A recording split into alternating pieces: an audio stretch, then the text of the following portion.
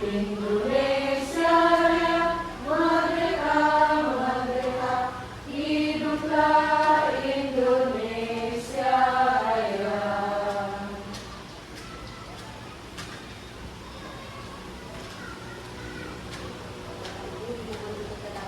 Rencana acara selanjutnya adalah doa. Doa kami saya pimpin secara langsung. Berdoa menurut agama dan kepercayaan masing-masing. Berdoa dimulai.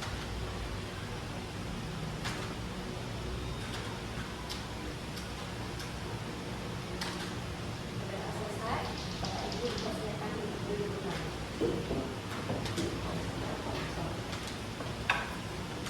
Baik, acara selanjutnya adalah pembukaan dari Ibu Kepala Sekolah. Bapak Ibu dipersilakan.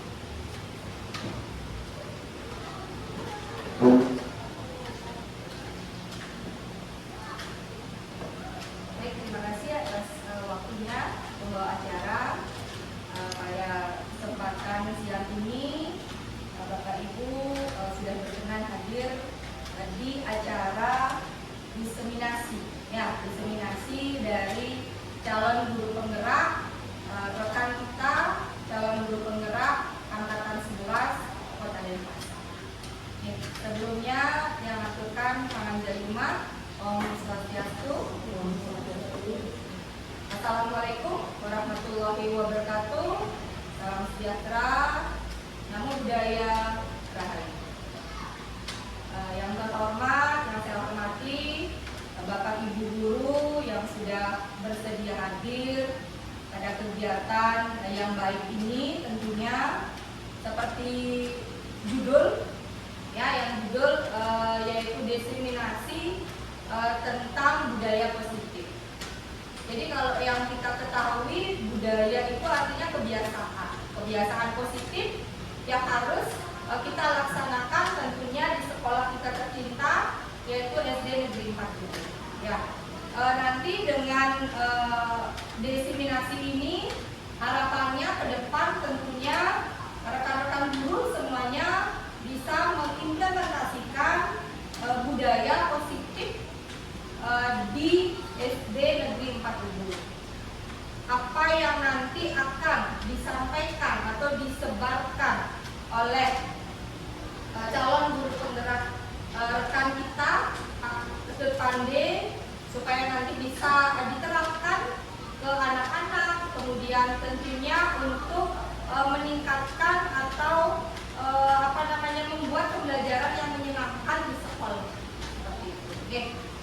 Kemudian khusus kepada calon guru penggerak kita, Pak Pande, nanti tetap untuk berkelanjutan supaya bisa berbagi praktek baik kepada rekan-rekan kita di sini di SD Negeri 4, apa atau pelajaran yang memang sudah didapatkan, pengalaman yang memang sudah didapatkan di program guru penggerak ini, supaya bisa disebarluaskan, bisa diimplementasikan juga di sekolah kita bersama, supaya nanti ke depan tetap dengan tujuan, yaitu membuat pembelajaran yang menyenangkan kepada siswa kita sesuai dengan program alam dan zamannya. Mungkin itu saja yang bisa sampaikan, dan kegiatan hari ini semoga bermanfaat dan bisa berjalan dengan lancar. Dan yang akhiri dengan para santi, Om Santi Santi Santi. Terima kasih.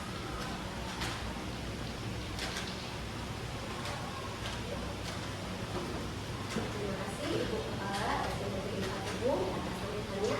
Kegiatan selanjutnya adalah diseminasi budaya positif oleh calon guru penggerak angkatan 11 Bapak Pandi Kebersuadana SPDSD.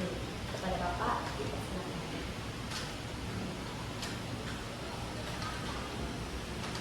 Terima kasih untuk pengacara waktunya.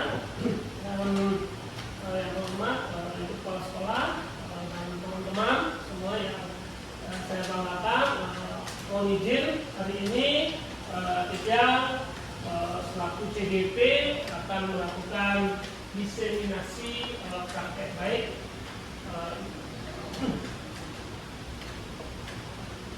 Nah, sebelum mulai kegiatan, mari kita tersenyum selama 30 detik nanti, karena saya yakin tadi Bapak Ibu telah melakukan kegiatan dari pagi yang cukup melelahkan. Nah, sekarang kita akan tersenyum, karena tersenyum ini juga merupakan budaya positif ya, yang akan berlaku nanti atau di depan kita. Silakan berdiri dulu Bapak Ibu. Nah, berdiri dulu. Bu Bibi sama Bu Krisna, silakan. Bu, ya, berhadapan-hadapan, berpasangan berhadapan. Silakan lihat senyum temannya. Senyum temannya. Senyum yang memperlihatkan gigi ya. Silakan dilihat senyum temannya. Kita senyum sama juga. Nanti dia akan hitung sama dia. Dimulai dari hitungan 3, 1, 2, 3, mulai. Ya, silakan dilihat.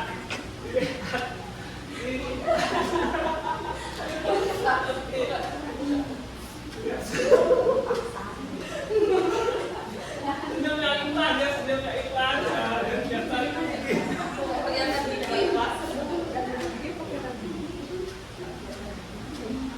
Ya, senyum ya.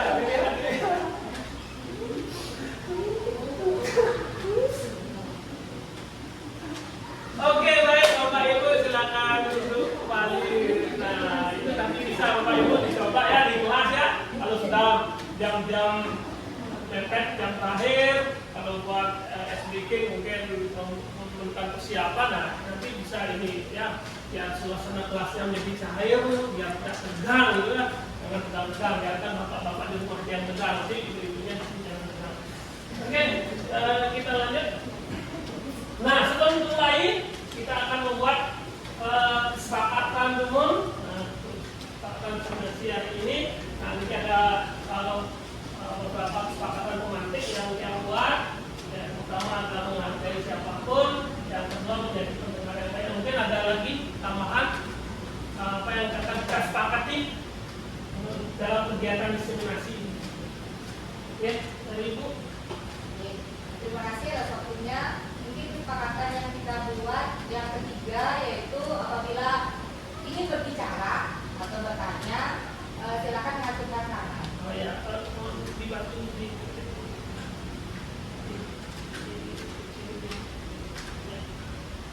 katakanlah Apabila ingin berbicara atau mengajukan pertanyaan.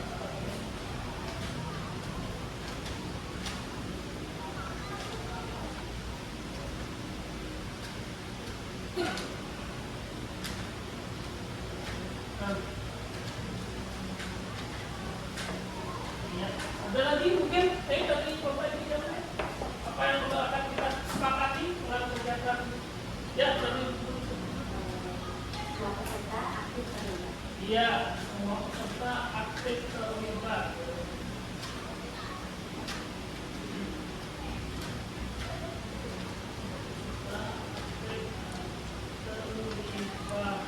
Oke, ada lagi? Ada lagi? Oke, dengan kita sepakati dalam kegiatan ini. Cukup. Empat saja. Ada lagi mungkin dari usulan dari rekan-rekan. Menghargai siapapun menjadi pendengar yang baik, angkat tangan saat ingin menyampaikan pertanyaan atau pendapat. Semua peserta aktif terlibat. Ada lagi? Sudah. Cukup ya? Cukup. Oke.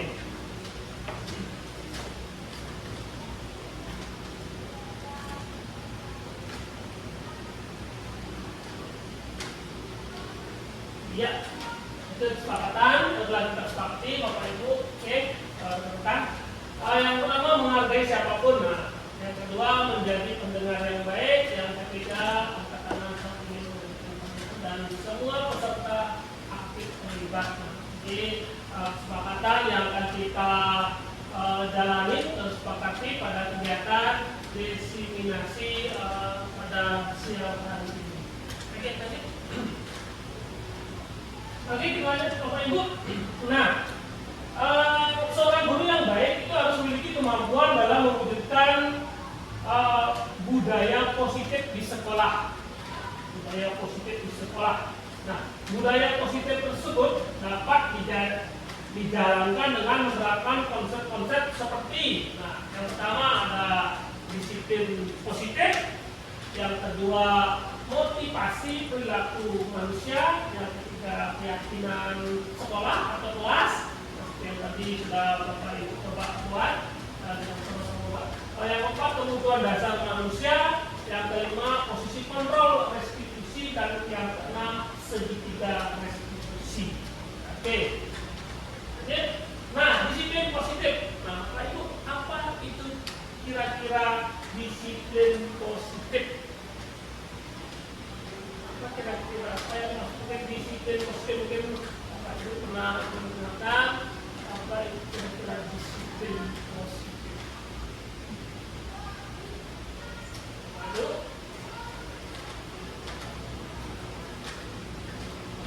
Iya, pertama katakan nanti Putri, silakan. Disiplin positif adalah cara yang digunakan untuk membentuk sikap mandiri. Cara yang digunakan Untuk membentuk sikap untuk mandiri. sikap mandiri kepada siswa. Oke, bagus. Tunjuk tangan. Ada lagi yang lain? Silakan. Ya, teruskan. Disiplin positif itu merupakan penekanan terhadap diri atau mengontrol terhadap diri sendiri agar bisa berlaku yang baik. Ya, mengontrol perilaku yang baik. Ada mungkin lagi? Oke, next. Nah, itu tadi sudah Bu Guru Wiwi dan Bu Guru Krisna bahwa disiplin positif ini merupakan suatu cara penerapan disiplin yang mengadakan anak bertanggung jawab dan menunjukkan kesadaran diri. Nah, kesadaran diri berdasarkan nilai-nilai dari kebajikan. Ya, oke, next. Nah, disiplin positif ini lebih ke arah disiplin diri, ya, diri ke dalam, ya, yang dapat mengontrol diri dalam melakukan segala tindakan. Ya. Jadi itu, jadi kita disiplin diri, mengontrol diri dalam melakukan segala tindakan. Yang akan kita perbuat, itu kita kontrol. Oke. Nah, disiplin diri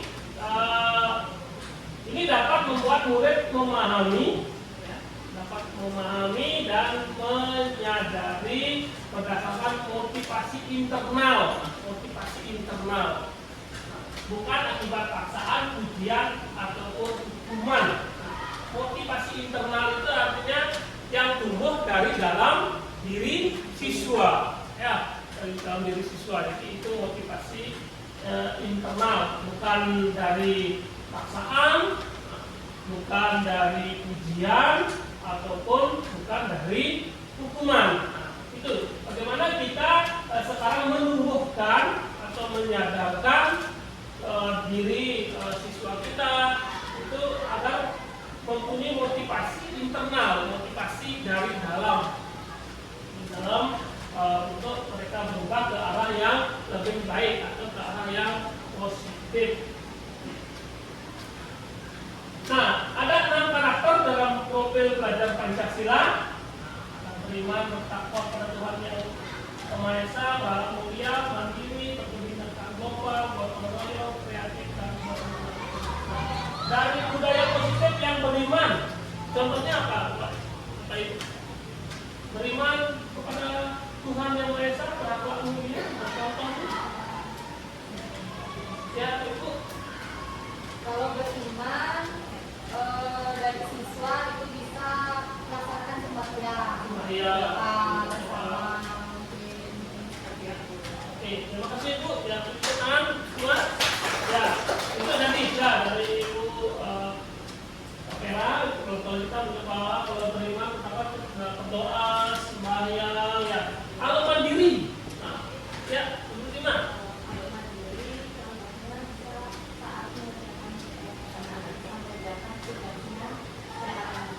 Mandiri, ya. Ada lagi mungkin? Itu ya, oke. Terima kasih nomor 5. Itu mandiri, jadi mengerjakan tugas secara mandiri dan berkebinekaan global. Apa kira-kira budaya positifnya dari kebinekaan global? Ya, itu Epi. Mungkin di kebinekaan global kebanyakan mempunyai anggapan yang berbeda. Jadi mereka saling menghormati antara satu dengan yang lain. Iya, menghormati perbedaan ya. Seperti kita tahu bahwa Indonesia ini adalah negara yang beragam. Nah, dari agama, bahasa, dan istiadat itu saling menghormati dan menghargai. Oke, terima kasih Bu Epi. Bergotong royong. Nah, ini pun. Bergotong royong ketika pelaksanaan piket di kelas, setiap anak atau setiap kelompok piket melaksanakan tugasnya secara bergotong royong agar pekerjaannya cepat selesai. Ya, ini yang bekerja bersama-sama ya, jadi pekerjaan cepat selesai ya. Ada lagi mungkin? Nah, oke. Kreatif ya, Ibu. Mampu menghasilkan gagasan, karya dan tindakan yang orisinal. Ya, original ya, yang baru dan karyanya sendiri ya, kreatif. Nah, kalau yang terakhir, bernalar kritis. Nah, kira-kira nilai positifnya dari bernalar kritis ya. Dimana anak-anak bisa berpikir secara kritis menyelesaikan suatu masalah maupun Ya, anak-anak bisa berpikir secara kritis tepat ya, dalam menyelesaikan permasalahan atau persoalan yang mereka hadapi. Itulah 6 karakter dalam profil pelajar Pancasila. Kata beriman, mandiri, berkebinekaan global, gotong royong, kreatif, dan bernalar kritis. Nah, untuk mewujudkan tadi itu perlu motivasi, ya, motivasi perilaku manusia. Motivasi perilaku manusia ada 3 motivasi perilaku manusia. Yang pertama adalah untuk menghindari ketidaknyamanan atau hukuman. Jadi bagaimana kita menghindari ketidaknyamanan atau hukuman? Nah, itu motivasinya. Yang kedua, untuk mendapatkan imbalan atau penghargaan dari orang lain. Motivasi. Yang ketiga, untuk menjadi orang yang mereka inginkan dan menghargai diri sendiri dengan nilai-nilai yang mereka percaya. Itulah 3 motivasi perilaku manusia. Ya, pertama, menghindari ketidaknyamanan hukuman. Gimana caranya biar kita tidak dapat hukuman dan merasa nyaman. Yang kedua, untuk mendapatkan imbalan atau penghargaan dari orang lain. Yang ketiga, menjadi orang yang mereka inginkan, merasa dihargai ya, dengan nilai-nilai yang mereka percaya. Nah, kita ke keyakinan sekolah atau kelas. Nah, tadi di awal saya telah membuat keyakinan sekolah atau keyakinan kelas. Nah, keyakinan kelas ini. Nah, kira-kira dalam membuat keyakinan kelas ini siapa yang terlibat? Siswa. Siswa saja mungkin apa? Guru. Siswa. Ya, kalau di kelas, nanti guru, siswa. Kalau di sekolah, ya semua warga sekolah. Oke, lanjut. Nah, keyakinan kelas atau sekolah. Nah, ini guru berperan dalam mewujudkan terbentuknya keyakinan sekolah atau kelas. Nah, dengan adanya kesepakatan antara guru dengan murid. Nah, kesepakatan di sini, ya. Jadi antara guru dengan murid membuat kesepakatan. Ya, jadi bisa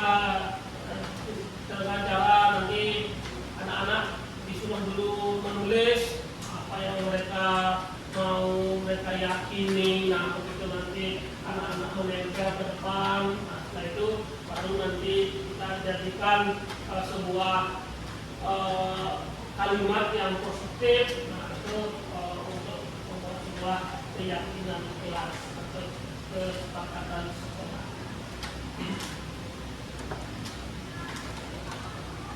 Next. Nah, keyakinan kelas. Nah, ini contoh keyakinan kelas C, itu sambil ya,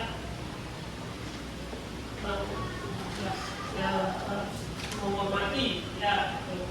Yang kedua,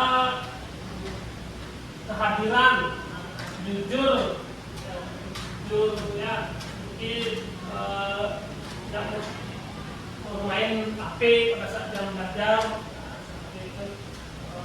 Mungkin karakter ya, itu yang buat keyakinan kelas di kelas. Nah, keyakinan kelas ini setiap anggota kelas itu belajar dengan senang, melakukan tugasnya saling menghargai ya, tidak tertekan. Nah, sekolah selalu bersikap positif,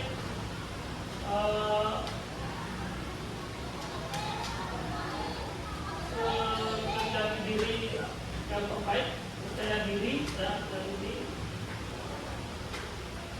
saling menghormati ya, dan bekerja bersama dalam menjaga keamanan dan ketertiban kelas. Itu keyakinan kelas yang buat di kelas 6C.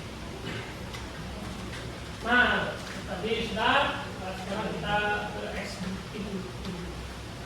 Silakan berdiri lagi, berpasangan lagi.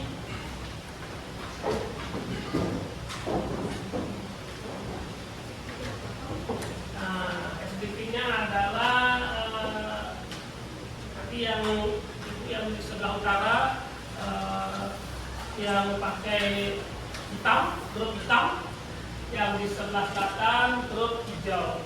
Nanti tangannya seperti ini, tos nanti. Tapi kalau yang bilang hitam, berarti yang hijau mendukung yang hitam berpilih. Oke, bisa.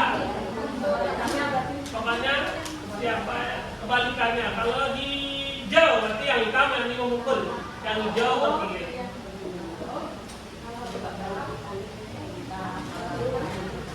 Ya, dan soalnya kalau hitam berarti yang hijau yang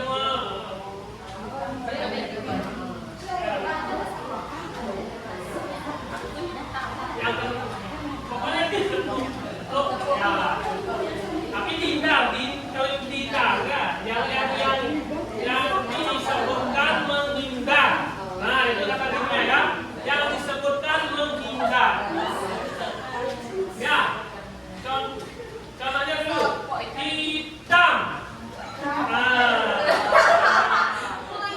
hitam berarti yang hitam. Ya,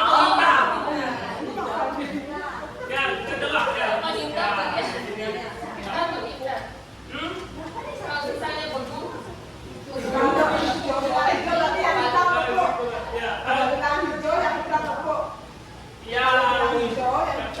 Ya, yang hijau menghindar. Kalau bilang hijau, yang hitam. Contohnya, saya hitam, hijau. Kalau bilang hitam, kalau bilang hijau, kalau kena berarti salah. Oke, dah. Nah, konsentrasi. Hitam.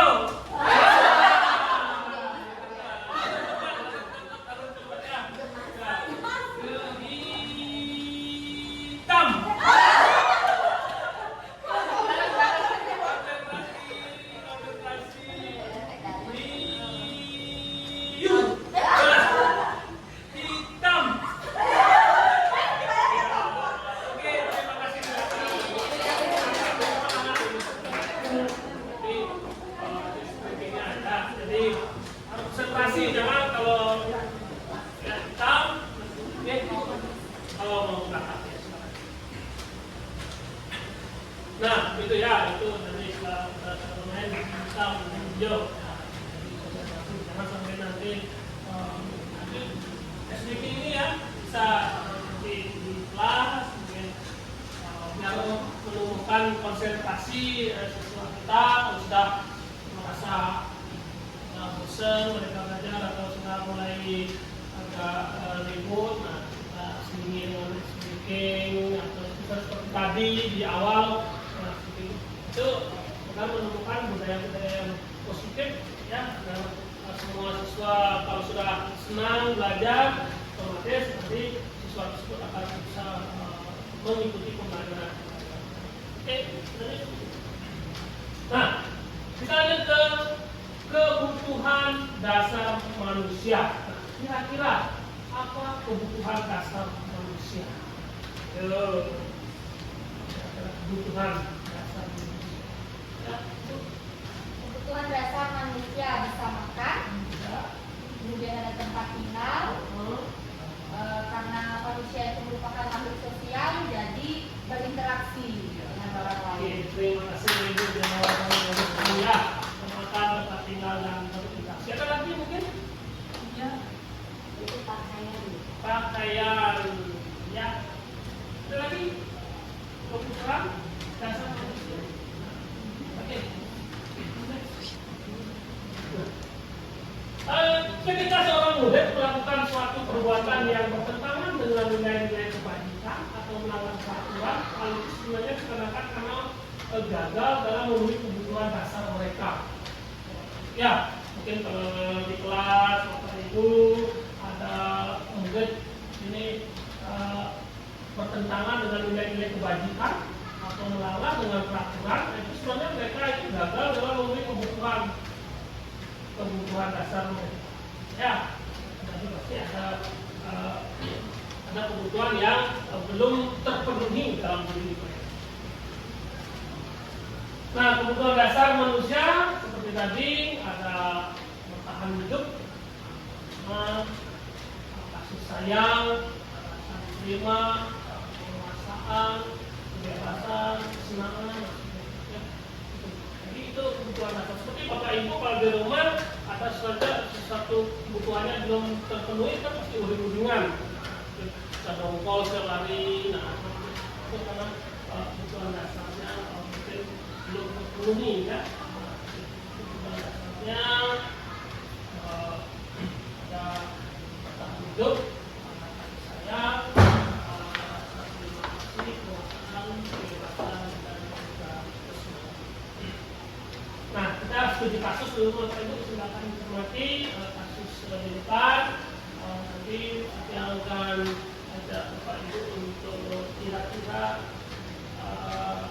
apa yang terjadi dalam kasus. Oke, silakan.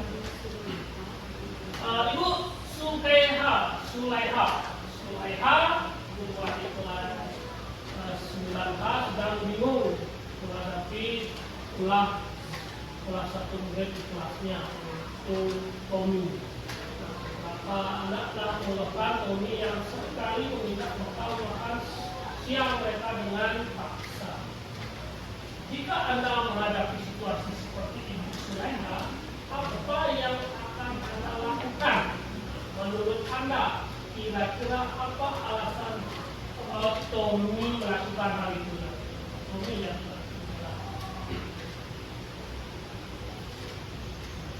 jika Anda menghadapi situasi seperti itu, Sulaiha, apa yang akan Anda lakukan?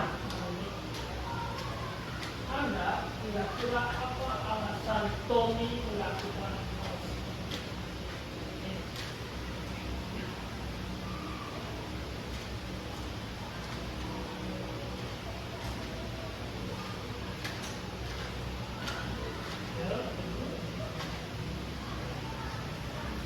Kalau Anda menjadi Ibu Sulaiha,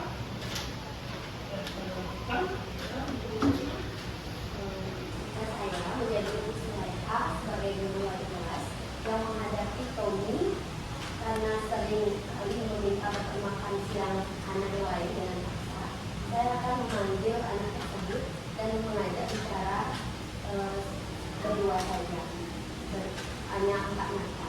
Kemudian saya tanya, kenapa sering melakukan hal demikian? Mungkin saja alasannya adalah karena kebutuhan dasar di rumah belum terpenuhi. Apa yang akan saya lakukan? Selanjutnya saya akan memberikan kepada anak-anak bahwa berbagi itu indah. Jika mau berbagi tidak masalah, asal dengan Terima kasih. Pusna akan memanggil siswanya mengajak berbicara sekitar hati ya, mencari permasalahan apa yang dialami, akan berbagi. Mungkin ada dari teman rekan yang lain bisa apa yang akan dilakukan kalau situasi seperti yang Sulaiha teman-teman alami. Kira-kira ada?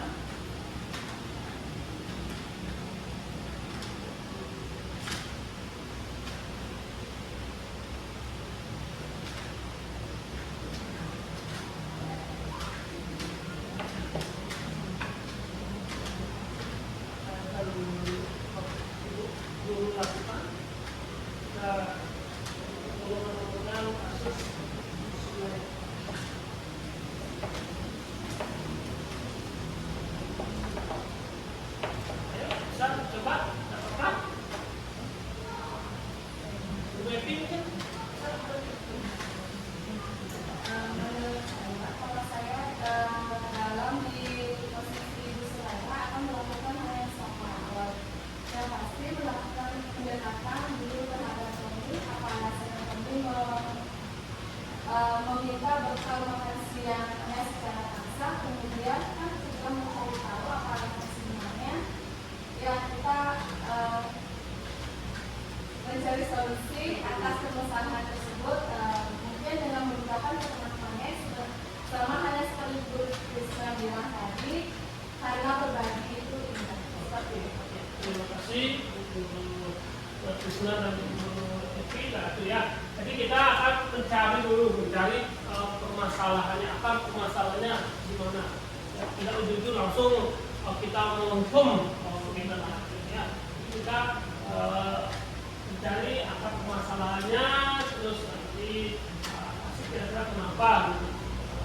Kenapa dia melakukan seperti itu? Nah, dari alasan Tommy yang pertama, mungkin karena dia lapar. Ya, kita tanya, mungkin karena dia lapar dan orang tuanya tidak membawakan bekal makan siang. Nah, maka kebutuhan dasar yang sedang berusaha dipenuhi oleh Tommy adalah kebutuhan untuk bertahan hidup. Ya, jadi kenapa Tommy tadi melakukan perilaku seperti tadi mengambil makanan temannya, nah, mungkin karena dia lapar, ya, Tommy itu lapar, maka dia tidak membawa bekal makanan. Nah, caranya ya itu terus dia akan mengambil, nah ini untuk bertahan hidup. Ya, terus alasan yang kedua, mungkin karena dia merasa senang, jadi memperhatian, dia lebih pusat perhatian. Nah, ketika temannya melaporkan tindakan itu pada gurunya memberitahu orang tuanya, sehingga orang tuanya jadi memperhatikan. Ya, maka dia kebutuhan dasar yang sedang dipenuhi Tommy adalah kebutuhan kasih sayang dan rasa diterima. Itu ya. Mungkin kalau Bapak Ibu di kelas ada siswa yang mungkin bandel setiap hari, nah mungkin dia itu membutuhkan perhatian, ya, mungkin di lingkungan di keluarganya itu dia kurang perhatian, makanya dia bagaimana caranya agar dapat perhatian di sekolah, ya, itu dengan cara ya yang berbuat aneh-aneh. Karena kasih sayang dan rasa diterima itu juga merupakan kebutuhan hidup. Jadi mungkin di kelas itu ada siswa seperti itu. Jadi dia membutuhkan perhatian.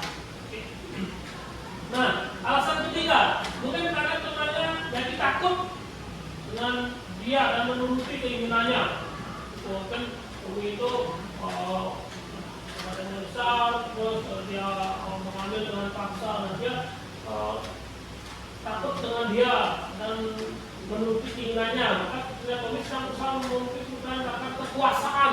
Mungkin dia butuh kekuasaan, ya, superior di kelas. Nah, itu mungkin kalau ada teman atau siswa kita yang seperti itu, kita dapat memberikan dia jabatan di kelas. Mungkin dengan memberikan dia sebagai perangkat kelas, mungkin sebagai ketua kelas atau wakil, nah, atau ketua kelompok, nah semua itu kelompok-kelompok itu dia akan membutuhkan rasa berkuasa, nah, ya berkuasa. Itu caranya ya, seperti itu tadi, diberikan jabatan.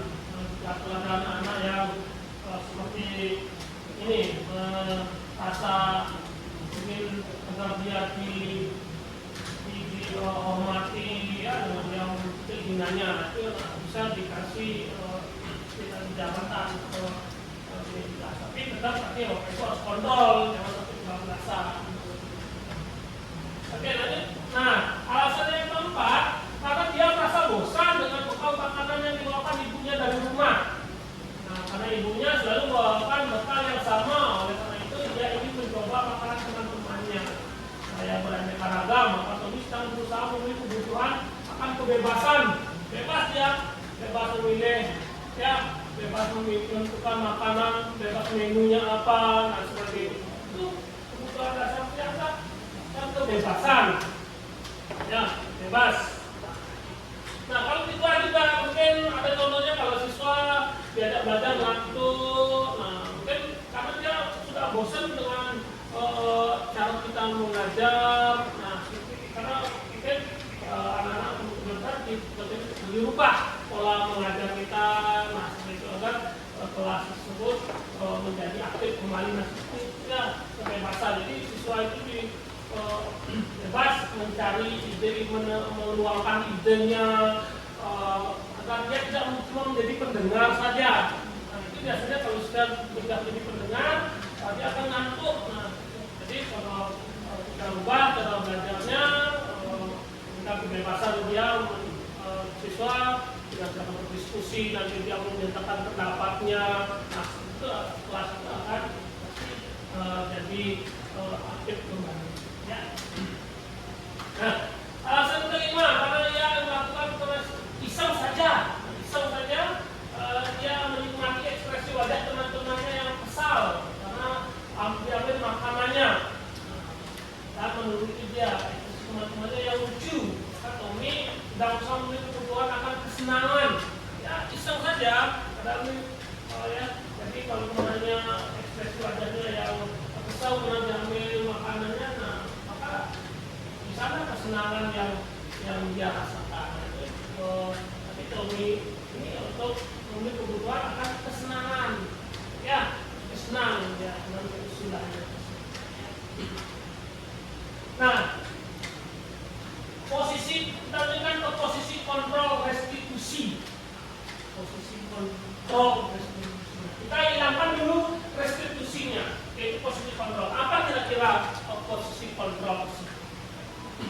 Ya, kita hilangkan dulu kata restitusinya. Kita sekarang ke posisi kontrol. Apa itu posisi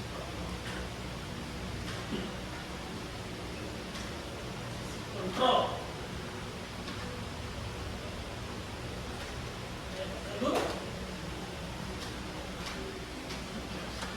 Ya, Posisi kontrol itu supaya pengukuran secara disiplin.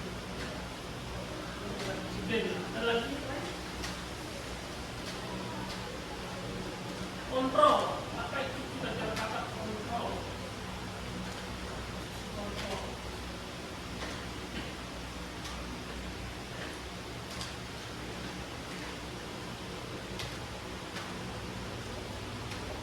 Posisi kontrol. Apa kira-kira kata kontrol itu? Menurut Bapak itu oke?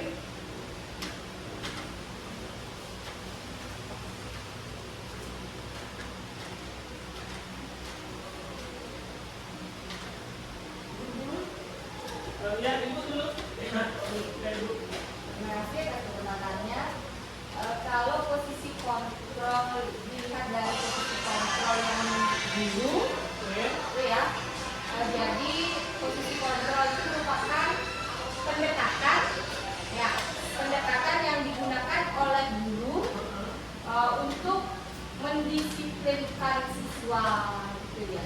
Kemudian mengelola perilaku siswa itu supaya ke arah yang disiplin positif. Terima kasih. Ibu, ya itu betul ya, mengarahkan ya, mengawasi ya. Oke, lanjut. Nah, kita alihkan ke 5 posisi kontrol restitusi. Ada tuh 5 posisi kontrol restitusi, yaitu guru sebagai penghukum. Ya, guru sebagai penghukum. Ada guru sebagai pembuat merasa bersalah. Yang ketiga, guru sebagai teman. Yang kelima, yang keempat, guru sebagai pemantau, dan yang kelima, guru sebagai manajer. Nah, ini beberapa posisi kontrol dari guru, ya, yaitu apakah kita sebagai penghukum, apakah kita sebagai pembuat merasa bersalah, atau kita sebagai teman, atau guru sebagai pemantau, atau guru sebagai manajer. Nah, 5 posisi kontrol tersebut ada identifikasi gagal, kontrol dari luar, identifikasi yang sukses itu kontrol dari luar, dan ini yang dari kontrol dari diri seperti tadi di awal kita sudah ya membangkitkan secara internal dari dalam ya, tidak dari luar. Nah, itu karena apapun yang kalau sudah dari dalam itu pasti akan bagus hasilnya. Ya, seperti telur aja kalau pecahnya dari luar pasti akan hancur, tapi kalau pecahnya dari dalam pasti akan ada kehidupan. Itu juga seperti itu. Ya, jadi kontrol dari dalam diri. Nah, ada guru sebagai penghukum, ada pembuat bersalah, ada teman, pemantau, dan ada sebagai manajer. Nah, kalau sebagai penghukum, guru ini biasa menghardik, menunjuk, menyakiti, menyindir. Ya, itu dia yang menunjuk siswa, menghardik, menyindir. Nah, itu sebagai penghukum nih. Itu guru sebagai penghukum. Mudah-mudahan di sini ada seperti itu. Ya, yang kedua, membuat rasa bersalah. Ya, nah rasa bersalah ini misalnya berceramah, ya, ceramah dan mengatakan seharusnya bagaimana ibu kecewa, nah seperti itu ya. Nah, terus kalau sebagai teman membuatkan alasan-alasan untuk muridnya. Nah, kalau pemantau mengukur, ya, dan kalau manajer mengajukan pertanyaan-pertanyaan. Nah, kalau ada hukum, kalau kamu tidak melakukan, awas ya, awas ya. Terus juga kamu seharusnya, kalau sebagai pembuat rasa bersalah, kamu seharusnya kamu sudah tahu, ibu adalah, kalau sebagai teman, ayolah lakukan demi ibu. Nah, asal kamu tidak mau, kamu ingat tidak itu pernah bantu kamu, nah sebagai teman, ya. Kalau sebagai pemantau, apa peraturannya? Nah, gitu. Kalau sebagai manajer, apa yang kita yakini? Apa yang bisa kau lakukan untuk memperbaiki masalah ini? Itu ada kalimat yang sebagai manajer. Nah, terus hasilnya, kalau hasilnya akan memberontak, ya, menyalahkan orang lain dan kita berbohong.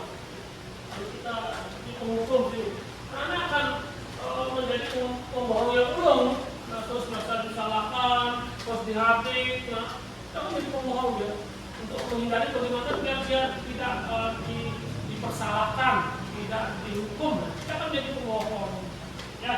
Nah, kalau membuat masalah itu menyampaikan, menyangkal, jangan menyangkal, jangan menyalahkan orang lain, melempar ke kesalahannya kepada orang lain. Ya, kalau sebagai teman akan membuat anak itu ketergantungan, ya, ketergantungan. Terus kalau pemantau, ya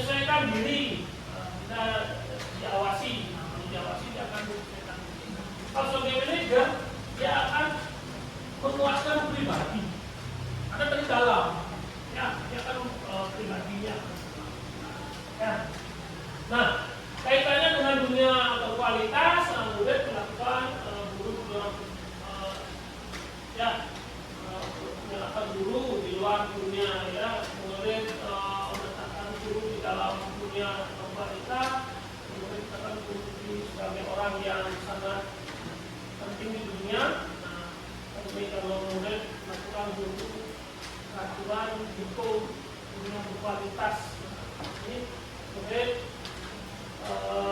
akan dirinya sendiri dan individu yang positif dalam dunia berkualitas. Jadi dia akan dirinya sendiri ya. Murid berkata, biarkan saja, nanti juga marah-marah lagi, nah seperti itu ya. Di luar kita harus seperti itu ya, kita pikir nanti kalau di merasa bersalah, maafkan saya. Kalau di teman, saya pikir bapak itu teman saya, ternyata begitu. Kalau memantau berapa banyak kita yang saya oleh beberapa nilai yang harus halaman yang harus saya tulis. Kalau belajar bagaimana caranya saya bisa memperbaiki keadaan ini. Nah, dampaknya kepada murid, kalau penghukum dia akan mengulangi kesalahan tersebut, ya, menghukum, mengulangi lagi.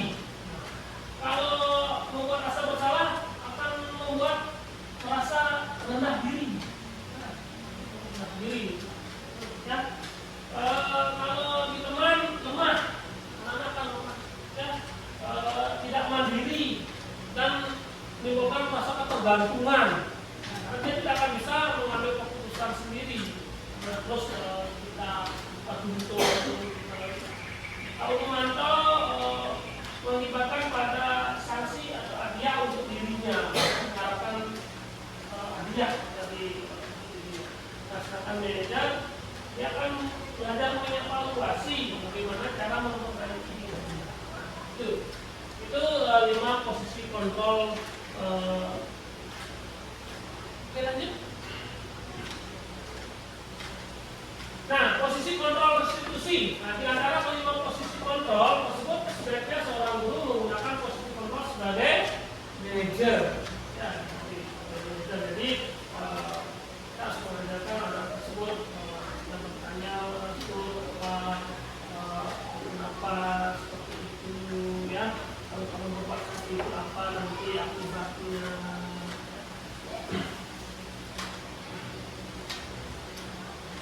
Nah, posisi kontrol restitusi sebagai manajer, guru dapat berbuat sesuatu bersama murid, mempersiapkan murid bertanggung jawab dan mendukung murid agar dapat menemukan solusi. Ya, solusi. Jadi permasalahan yang mereka hadapi nanti murid akan mendapatkan solusinya dari permasalahan yang dihadapi. Itu karena kita sebagai manajer. Nah, selain itu, posisi manajer mengacu pada restitusi yang dapat menjadikan murid sebagai manajer bagi dirinya sendiri sehingga dapat tercipta identitas positif pada diri murid. Jadi, tercipta identitas positif pada diri siswa itu sendiri.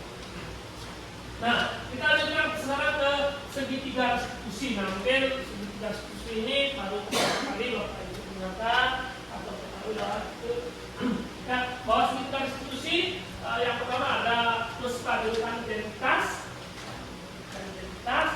yang kedua validasi tindakan yang salah, yang ketiga menanyakan keyakinan.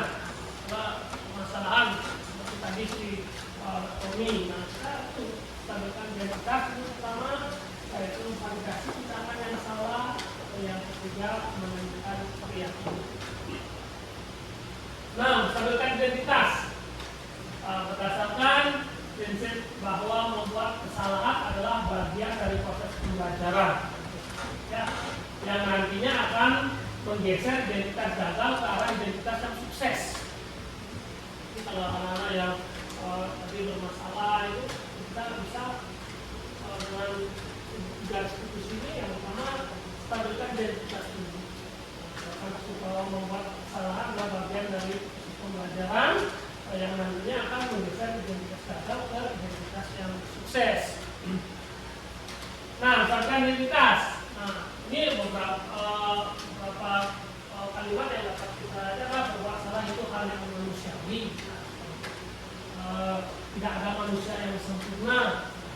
Kita pasti bisa mencari permasalahan ini. Bapak Ibu tidak tertarik untuk mencari tahu siapa yang benar, siapa yang salah. Bapak Ibu lebih tertarik untuk menyelesaikan masalah. Nah, kalau kamu misalkan dirimu sendiri terus-menerus, apakah kamu bersikap baik pada dirimu sendiri? Nah, kita samakan dulu ya. Kita biar anak tersebut mau berkata yang jujur. Ya, nanti tidak apa-apa. Semua orang masalah kok. Nah, tapi kita bisa memberikan itu. Salah itu manusiawi. Jadi kalau bapak kita ini sudah kita update karena tersebut lalu kita kasih kata-kata yang kasar apalagi, karena itu jangan kamu ngaku akan malah berbohong. Tapi kalau kita sudah tampilkan ketika kita ajar, jadi kita ada untuk bersama dulu dari hati ke hati. Nah, kita tanyakan ya. Oke, ya. Nah, setelah itu baru validasi tindakan yang salah. Yang kedua, ya, validasi. Nah, tindakan yang salah dilakukan berdasarkan prinsip bahwa setiap perilaku memenuhi suatu kebutuhan tertentu. Kebutuhan dasarnya. Kita validasi. Nah, sehingga guru atau orang tua akan bergeser karena pemikiran stimulus respon menjadi proaktif serta akan lebih mengenali dan mengakui kebutuhan murid atau anak. Ya, validasi tindakan yang salah. Nah, validasi tindakan yang salah, misalnya kamu pasti punya alasan kenapa melakukan itu. Terus apa yang penting bagi kamu? Kamu boleh tak usaha menjaga sikap itu, tapi tambahkan sikap yang lain yang baru. Maukah kamu belajar cara lain untuk mendapatkan yang kamu butuhkan tanpa harus memukul atau tanpa harus berkata kasar pada teman? Jadi itu validasi tindakan yang salah. Ya. Setelah itu baru berikutnya menanyakan keyakinan. Menanyakan keyakinan dilakukan dengan memberi pertanyaan-pertanyaan yang bermakna pada murid atau anak untuk menunjukkan motivasi secara intrinsik dari dalam, sehingga mampu mengaitkan keyakinannya dengan tindakan yang salah yang mereka lakukan. Jadi agar ada rasa dari dalam, memunculkan rasa dari dalam, yaitu intrinsik. Nah, menanyakan keyakinan. Nah, nilai apa yang kita percaya di sekolah kita? Terus nilai-nilai apa yang telah kita sepakati? Kelas yang ideal itu seperti apa sih? Kamu ingin jadi anak seperti apa? Terus apa yang kamu rasakan ketika kamu melakukan itu? Kamu menjadi orang yang dan kamu mau menjadi orang seperti apa? Itu ya, itu menanyakan keyakinan kan? Dan mereka akan menjawab dari dalam, dari hatinya. Nah, akan lebih bermakna bagi siswa tersebut dibandingkan kalau yang tadi dari eksternal. Kalau dari eksternal kan mental nanti. Kalau sudah dari internal dia akan masuk dari hati kecilnya, nah dia akan ya anak tersebut akan percaya diri, terus nanti permasalahan tersebut akan utarakan apa yang terjadi ya. Nah, itu ya tadi seorang guru yang baik itu harus memiliki kemampuan dalam memberikan budaya positif di sekolah ya. Nah, budaya positif di sekolah tersebut dapat dijalankan dengan menerapkan konsep-konsep seperti tadi ya, yaitu disiplin positif, motivasi perilaku manusia, keyakinan kelas, kebutuhan dasar manusia, posisi kontrol institusi dan segitiga institusi. Nah itu Ibu tanpa terasa kita sudah di penghujung. Saya ucapkan terima kasih untuk dan semoga materi ini dapat menginspirasi ya. Semoga kita semua dapat bergerak, ikhlas bergerak, dan mari kita bersama-sama menggerakkan agar sekolah kita yang kita cintai ini dapat kedepannya menjadi sekolah yang menginspirasi dari sekolah-sekolah yang ada di sekitar kita. Oke, lalu mungkin ada pertanyaan dari apa yang saya paparkan tadi sebelum jam tutup. Sudah pas,